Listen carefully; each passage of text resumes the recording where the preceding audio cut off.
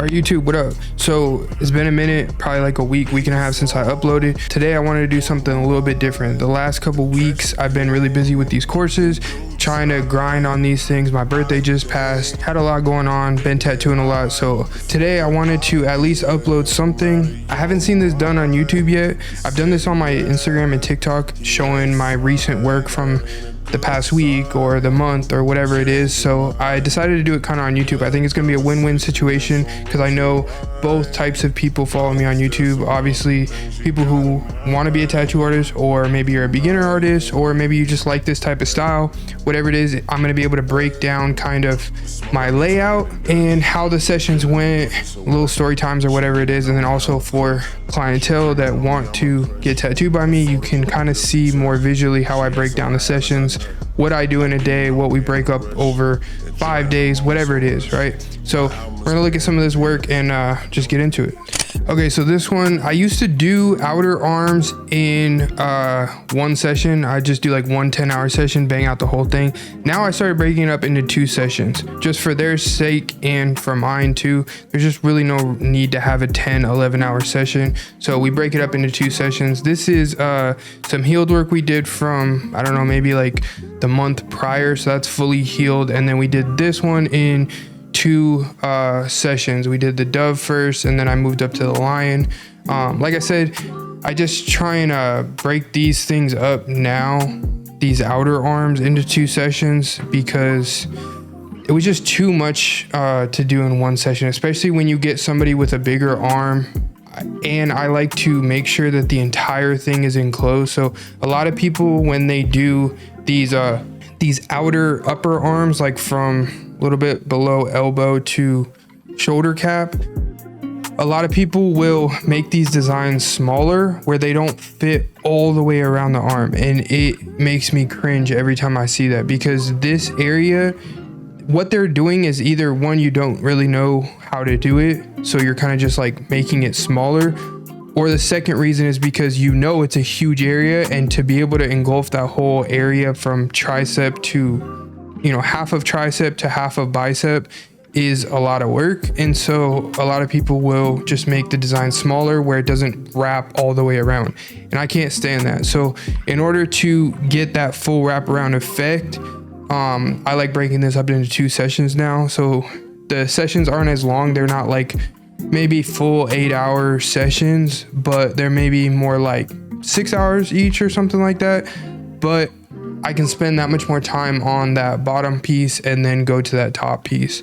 And that's just how I've been doing it now, is just break it up into 2 sessions. And then it also, I've seen that it helps them out a lot too, because when I did used to do these in one shot, I mean, bro, you're done after 11 hours, both me and them, you know what I mean? So yeah, OG dove, OG lion, you can't go wrong with that. I know a lot of people will be like, bro, that's so basic. Like, bro, you can never convince me that lions, doves, roses, they just are clean. You know what I'm saying? They're just fire to me. You know, I'll do them a million times in different variations. I just think they're always, you know, a classic black and gray look. You know what I mean? So yeah, that's what we did. And then this one, so this was a start to an outer sleeve, like an outer panel from shoulder to wrist. And I do that in 3 days. Like I said, I used to do this in 2 days, because I would do the forearm one day and then the whole upper arm another day. But because I started breaking the upper arm up into 2 sessions, now this becomes a 3-day project. So yeah, this was what we did on day 1 of 3, and we went above the forearm. That's what I like to do with pretty much all my projects anyways, is even though I break down an arm into 5 quadrants or quarters, I guess, which is technically more than quarters, but you get what I'm saying. I will go above, so like let's say we're doing an inner forearm, I'll go up to here, you know what I'm saying, usually, or around this area. If it makes sense for the design to kind of go up, like you see in this one, we had like the helmet and that or whatever it is around it, it made sense to push it up because I do like to make all my images as big as possible. So if it goes up, it goes up, you know what I mean? And then behind it, you can kind of see this stencil like right in this section right here. I chose not to do it that day because I knew he was coming back that next day, and I could just re-put it on and then see what it would look like with the image above it. That's the biggest thing that I give as a tip for a lot of beginner artists when you are going into those large scale projects is if you have back-to-back sessions, don't try and cram all this into one session, even though that top part of that stencil technically belonged on this day. Like that's how I had it mapped out in my head. I knew that I wanted to wait until we put the lion above it on day 2 so that I could really like visualize if that pattern right here is going to look good here, or if I need to adjust it maybe around this way or maybe higher, whatever it was, because my idea with this project was to kind of, I'll try and show you with the mouse, but like go from here with this pattern up to here and then around the top, whatever, shoulder, you know what I'm saying, to kind of cap it there. And that was kind of my directional flow with this. So yeah, I was just like, bro, let's just do that part on day 2. And he was cool with it, he understood, and that's what we did. So we started here and just a little Spartan warrior dude with some sick pattern. I love how this came out, especially with the top of that helmet for like just all that contrast and everything like that. I love contrast, you know what I mean? Anything that will make it pop. So this is day 2. So now you can see it a little bit better. What I mean is that I had this come this way, this come out that way, and then this was going to be wrapped around here. So I ended up adjusting this one because this stencil was actually angled like a little bit more to the left. And so I brought it up on day 2 instead. But again, patience, because I'm glad I did that. And that's what I've learned from previous mistakes when I was like early on, is that whatever I would put on that day is like what I was going to do. I was so locked in tunnel vision to that. And obviously with more experience comes more wisdom and seeing like, okay, let's just take a minute, let's readjust, let's do this part today. And then the next time we can come back and I can put the stencil on and make any adjustments I need to, because now I have that lion to reference that bottom piece, you know what I mean? So that's what we ended up doing. So I did this day 2, the lion, and then I just capped right here. This is another thing you'll kind of learn as you start doing these bigger projects, is it's all about strategy. So you want to stop at a good place where you don't have to go back into any of that area and touch anything you've already touched. You know, you can sometimes get away with it a little bit, like if you have a back-to-back session. So let's say we did this on Monday and then we did this on Tuesday. I can go back into here a little bit. I try and always avoid it if I can. I just do whatever I did the day before to try and get it to completion before I move on, so that way I don't have to come back into it at all. But sometimes you kind of have to blend them a little bit, and you can get away with it a little bit if it's directly the day after. But if it's anything past that, like let's say you have a Monday, Tuesday, and then you don't have them for session 3 until the following week, you don't really want to go back into that area at all, because now it's like really into the healing process, and it's not a great thing. So again, strategy with this stuff.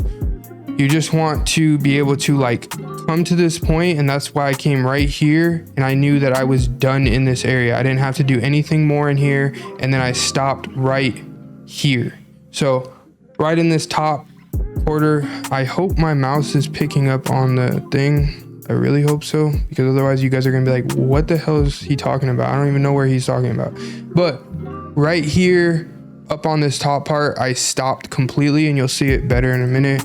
But we did this for day 2, so everything you see here is done in 2 days. And then like you can see here with this this top part that's empty, I could have done more that day, But that's the thing, is like, you have to strategize. I knew that by doing all this whole area, maybe it was going to take me another hour or two. And with him, we were already at probably, I don't know, maybe 6 hours for that day, something like that. I was like, let's just cap it there and then come back and do all this and do all this, and we could bang it out in probably like 3 hours or 2 hours or something like that. You know what I mean? So that's what we ended up doing. Again, all about strategy when you do these, multiple day projects. So yeah, you can see we left that area empty. And then, do I have the final in here? Yeah, I do. Okay. So this is day 3. We actually ended up spacing this one out. If I remember correctly, I think it was like Thursday, Friday, and then I didn't see him for like another week or so. So you can see that a lot of this is peeling already. He heals really fast, and shout out Mad Rabbit. If you don't use their stuff, you are sleep. Make sure you use AG Tattoos. In the discount code, you'll get, I think, 20-25% off of your order. But make sure you use their soothing gels, their foams, everything like that. It just heals stuff so fast, bro. I'm telling you, I have never seen products that heal tattoos as good and as fast as that soothing gel. It's amazing. But yeah, so we did this day 3. Like I said, it was about a week or a week and a half apart, so you're gonna get a lot of the peeling. So any of this stuff that you see, this extra glare and shine and all that kind of stuff, is just from it mid peeling. You know what I mean? But yeah, we did all this. We closed that gap, then did the background up there, so now it has like that nice flow. And yeah, so this is the next project we started. This dude, so I already made a video on this on my channel, but 5 days in a row. Well, it wasn't technically, I think 5 days in a row. I think we had like a day or two in between, if I remember right. I don't know. But it was pretty much like 5-day shot. And we did this day 1. So, or we did this day 1? No, we did this day 1 and 2. So I broke this up into 2 days. And then we did this day 3, this bull. I love anything like this, like illustrative, graphical kind of twist to things. His pops was a bull rider. I'm not gonna get too much into his business, but it was a memorial piece for his pops. And so he wanted to incorporate some kind of bull riding, something like that. So I found this sick bull face, and if you've seen a lot of my work, you know that I love to take images and just zoom in the perspective. And even though you might not get the full bull face, you get a big majority of it, and you can see it from 10 feet across the room. Like, you know what I mean? Like that, you're just gonna see that from across the room. It's contrasty, it's illustrative, it's packed in black. Like, it's just sick. I love stuff like this. The negative cross I threw in. He wanted to keep it kind of more religious still, so we threw that in. Mad Rabbit foam wash. That stuff is elite, bro. I'm trying to tell you, if you're a tattoo artist, get you some of that. It's fire. This is day 4, I believe, and we did this eye on the inner arm of him and his pops, like a little silhouette. The biggest thing that I tell people with these silhouettes is I am not a huge fan of doing silhouettes, because I think they just look very like, not boring, but like it's just hard to make them look good, because if you have 2 people facing that way, they can just kind of look like a blob if they're in a certain position. So I showed him how it would look as a silhouette, and I just told him, like, bro, we got to do kind of like a in between of both. Like, we can't do a full silhouette, but we can do kind of like in between. So I kind of just freestyled a little bit, played with the image a bunch, just and yeah, I kind of did half in between silhouette and also like realistic, I guess, just so that you can see them a little bit better. We blew the eye up too. That was a big thing that I was trying to make sure he understood, was that an eye like that, to try and get 2 people inside of that thing needs to be big, you know what I mean? And that's what we did. We put some filigree he wanted around it, so that just wrapped really good with like the extra flow around it. You can see it on the back side. This is already healing. That top part was already healing. He heals super fast, I'm telling you, that soothing gel. And then right here you can see like more of the filigree on the background, just to tie in more flow, and he really wanted filigree, so I incorporated that in there for him. And yeah, so this is day 5. We did some roses, some OG roses. I thick lined a lot of it, like the outer roses. The thing with realism, even though I do technically do black and gray realism, I am not I don't label myself as a true like black and gray realism artist. My style is a little different than most. I do almost a like neo-trad approach to a lot of my stuff. Like you can see here, this is really geeky. So when I say neo-trad, a lot of people will be like, well, I don't want neo-trad, but tattoo artists understand what I'm saying with this. Like my approach is more similar to neo-traditional with big, thick lines. If I do any lines like these roses, it's more illustrative and neo-trad leaning than full-blown realism, because when you see a realistic rose, it's no harsh lines. It's very soft shading, soft, subtle stuff. And my shading, I like very edgy and smooth and crisp, so that it pops and lasts, especially with these outer forms getting near the elbows and wrists. Like you got to punch that stuff in. You got to make them black and contrasty. And you can see down here where I do like a lot of this edge shading. That's just kind of like my style, I guess, with this stuff. Is my approach is I come up to lines and I shade off of them, all that kind of stuff. That's just how I see images, and I think they look better, sharper. You can see the filigree up here just wraps down, connected everything. And yeah, so 5 days on this project. He is an absolute savage. This was his first tattoo ever. He didn't have no tattoos prior. I honestly didn't believe him when he first hit me up and he was like, yeah, I want to do a full sleeve like within a week. And I was like, bro, you don't have no tats? Like, are you for real?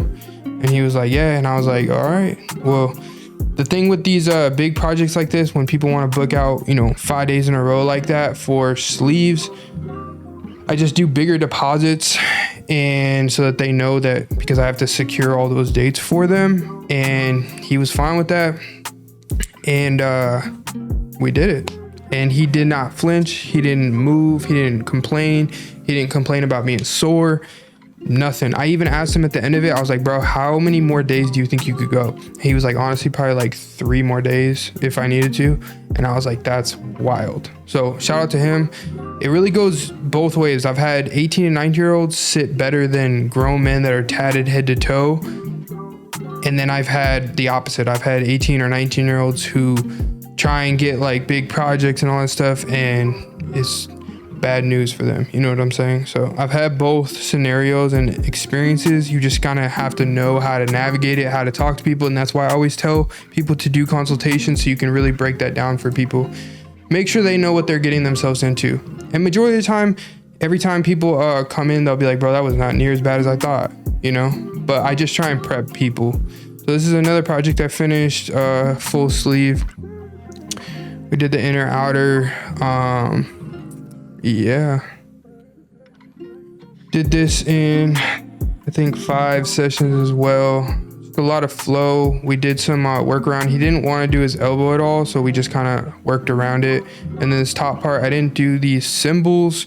He had these done from a long time ago. And so with a lot of workaround projects, I used to be like very bougie with this, like most other artists. They're like, bro, if anything's on that arm, I don't want to touch it. I won't work around it, all this other stuff.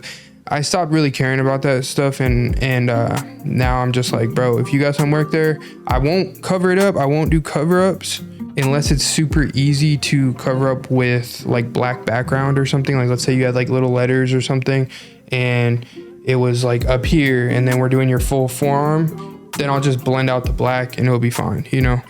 I'll make like little exceptions for stuff like that. For this, he wanted to keep them, so I just worked around it. And most of the projects I do that are workarounds like this, I'll just blend the shading into it or around it, like that edge shading, and just kind of wrap some flow into it or whatever. And you can see down here we did the same flow behind this cross, so we just brought it up, capped the shoulder, and yeah. This next project, we did a 2-day project for this. So this outside is fresh and then this inside is fully healed. We did them about like a month or 6 weeks apart from each other. And then this one, we started this project. We did this, when did we start this? I think March or something like that. And she ended up moving back to California, and then just recently she came back out to finish it up.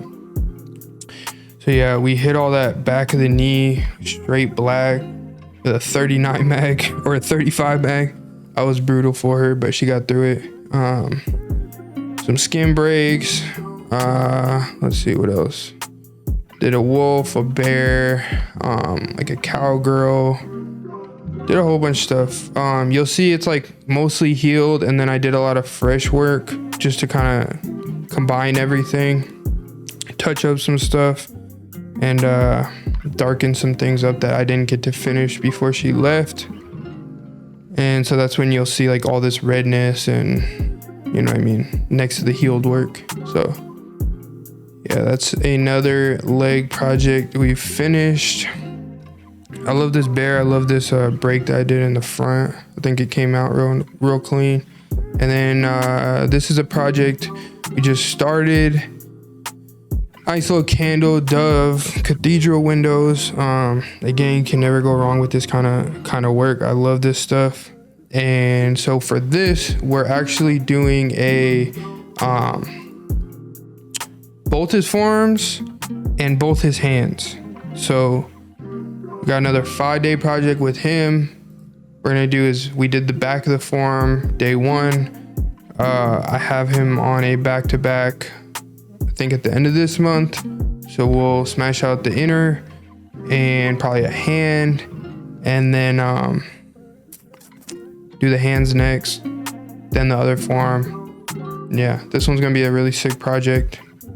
He has his work, like previous work done by somebody else, like from elbow up on both of his arms. He just doesn't have any forearms or hands done. So we're gonna get that done. And yeah, I think that's pretty much all of it. So appreciate you guys watching.